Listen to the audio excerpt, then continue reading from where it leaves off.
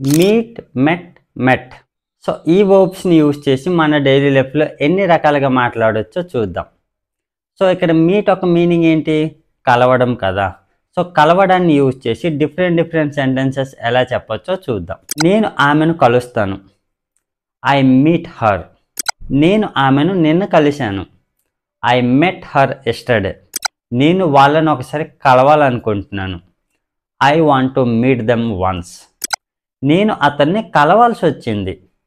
I had to meet him. నేను ఆమెను కలవబోతున్నాను. I'm going to meet her.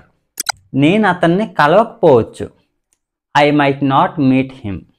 నేను ఆమెను కలవగలను. I can meet her. నేను ఆమెను కలవలేకపోయాను. I couldn't meet her. నేను వాళ్ళని కలవాలనుకున్నాను. I wanted to meet them. మీరు రేపు నన్ను ఒకసారి కలుస్తారా? Will you meet me once tomorrow? Will you meet me once tomorrow? మీరు ఆమెను ఒకసారి కలవాలి. You should meet her once. నేను రేపు నేను కలుస్తాను. Comment in the comment box. So that's all friends. So meet, met, మెట్ని యూస్ చేసి ఇలాంటి సెంటెన్స్ అనేవి సింపుల్గా చెప్పొచ్చు. So that's it for today friends. So మీకు ఈ టాపిక్ యూస్ఫుల్గా అనిపిస్తే లైక్ చేసి సబ్స్క్రైబ్ చేయండి. Thanks for watching.